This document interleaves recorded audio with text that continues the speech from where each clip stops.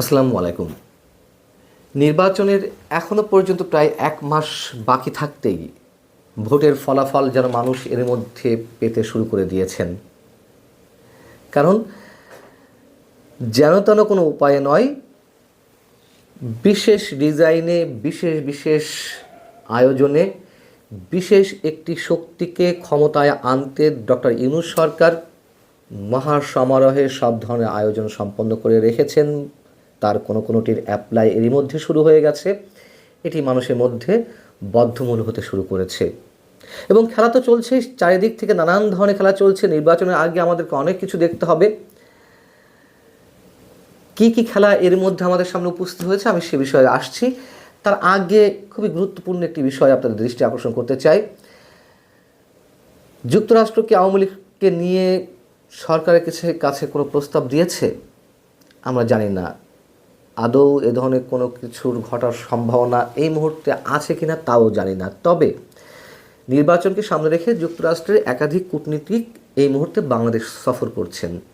যেমন সফররত ২ কূটনীতিক, যুক্তরাষ্ট্রের সাবেক ভারপ্রাপ্ত under secretary of state Albert গম্বিস এবং সাবেক অ্যাম্বাসেডর অ্যাট লার্জ মরস্ট্যান, এই ২ ব্যক্তি ডক্টর মোহাম্মদ ইউনূসের সঙ্গে বৈঠক করেছেন। বৈঠকে কী বিষয় নিয়ে আলোচনা হয়েছে?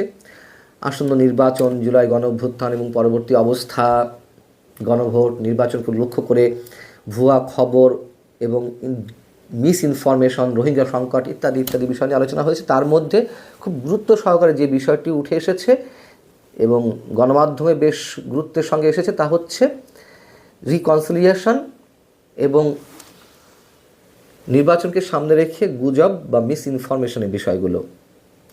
প্রধান উপদেষ্টা যেই কথাগুলো বলেছেন তা একটু আপনাদেরকে শোনাই, ভেরি ইন্টারেস্টিং। তিনি বলছেন আওয়ামী লীগ ভুল স্বীকার করলে রিকনসিলিয়েশন সম্ভব।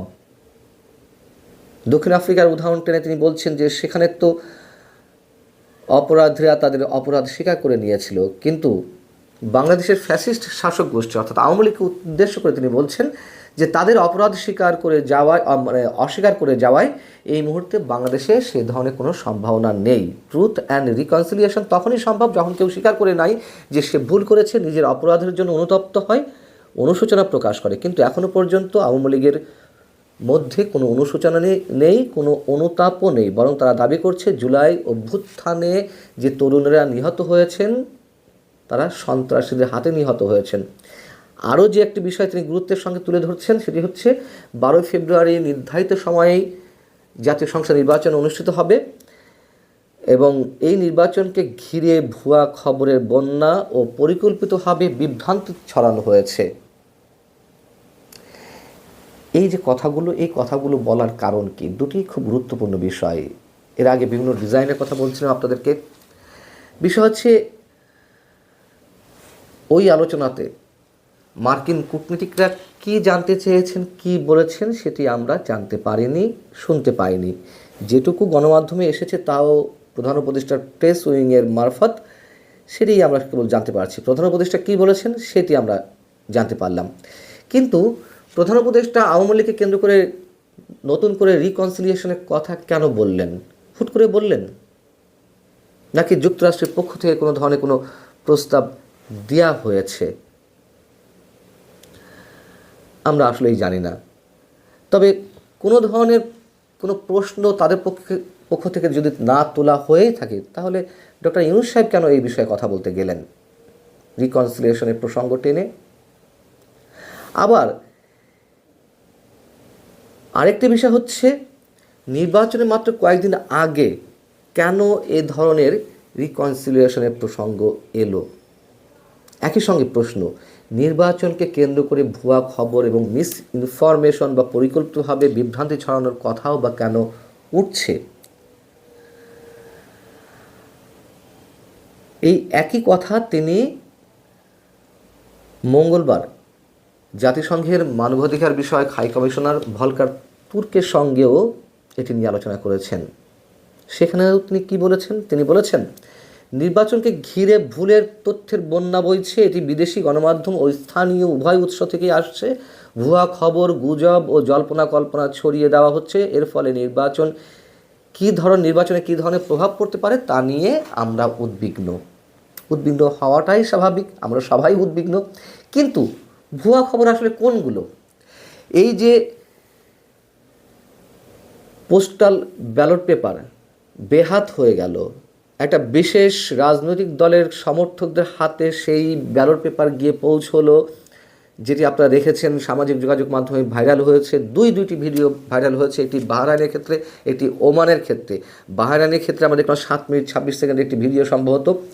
সেখানে বিএনপি নির্বাচন কমিশন যে অভিযোগ জানিয়ে আসছে যে এটি একটি বিশেষ রাজনৈতিক দলের সমর্থকদের হাতে এই পোস্টাল ব্যালট পেপার গিয়ে পৌঁছেছে, বিএনপি স্পষ্ট করে বলেছে। তো বাহরাইনে বিএনপি বক্তব্য অনুযায়ী জামাতের কর্মীদের হাতে বা নেতাদের হাতে পোস্টাল ব্যালট পেপার গিয়ে পৌঁছেছে। কেন, কিভাবে পৌঁছলো? এটি নিশ্চয়ই কোনো গুজব নয়, এবং কোনো ক্ষেত্রে তো এর সত্যতা স্বীকার করে নিয়েছেই নির্বাচন কমিশন যে হ্যাঁ তারাও এটি দেখেছে।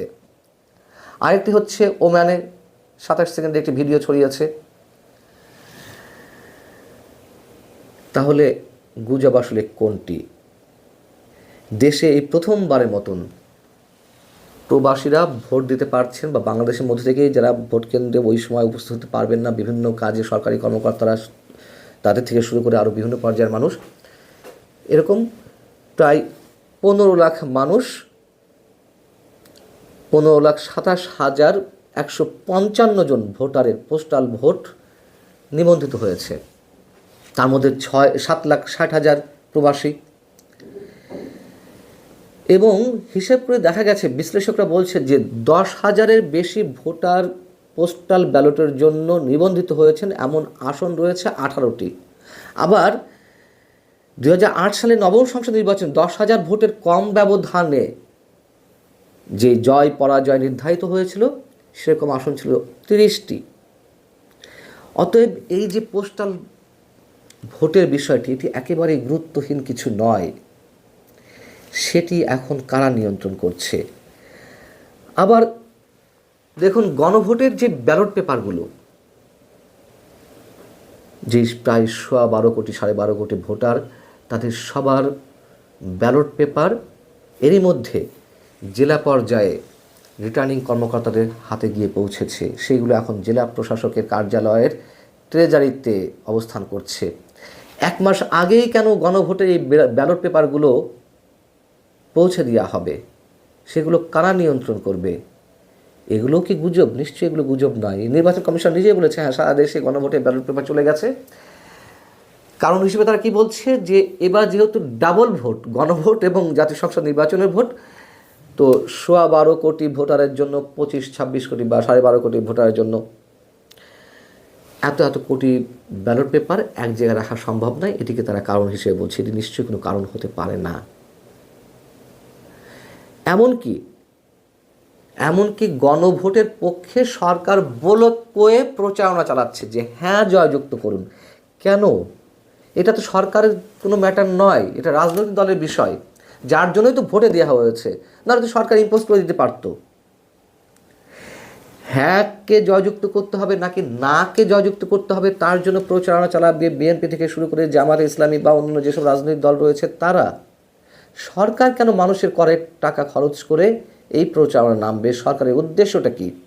তাহলে যেহেতু গণভোট নিয়ে জামাত এনসিপির আয়োজন বেশি ছিল, এবং সেটিকে কেন্দ্র করে বাংলাদেশকে আরও একটি অস্থিতিশীল এবং একটা অনিশ্চিত অবস্থার মধ্যে ফেলে দিতে চায়, এমন অভিযুক্ত অনেকে রয়েছে। সেই উদ্দেশ্যটাই কি সার্ভ করছে ডক্টর ইউনূস সরকার?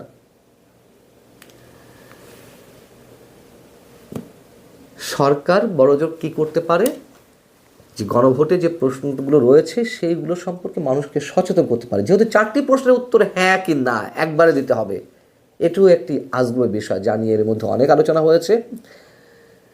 এখন বিষয় হচ্ছে যে প্রথমেই যে মন্তব্য করা হয়েছিল যে বিশেষ একটি শক্তিকে ক্ষমতায় আনার জন্য যত ধরনের বিশেষ আয়োজন সব রেডি করে রাখা হয়েছে সরকারের পক্ষ থেকে, এবং যেই বিষয়গুলো আমাদের সামনে এলো বা আপনাদের সামনে আমি উপস্থিত করলাম, এগুলো কি সব ম্যাটিকুলাস ডিজাইনের অংশ নয়? আর খেলার কথা বলছিলাম, বহিঃশক্তির খেলাও রয়েছে, সেগুলো আমাদের সামনে স্পষ্ট হবে। মধ্য কথা, এই যে নির্বাচন হতে যাচ্ছে, কোনো মানদণ্ডেই এটি কোনো নির্বাচন নয়। সেটি 2014 নির্বাচন হোক বা 2024 নির্বাচন হোক, 2018 হোক, সেগুলোর চেয়ে কোনো অংশে কম বিতর্কিত হতে যাচ্ছে না, বরঞ্চ আরও জঘন্য কিছু হতে যাচ্ছে। এই বিষয়গুলো বিএনপির মতো রাজনৈতিক শক্তি ভেবে দেখতে পারছে কিনা, সেটিও আমাদের কাছে অনেক বড় প্রশ্ন। ভালো থাকুন সবাই। আল্লাহ হাফিজ।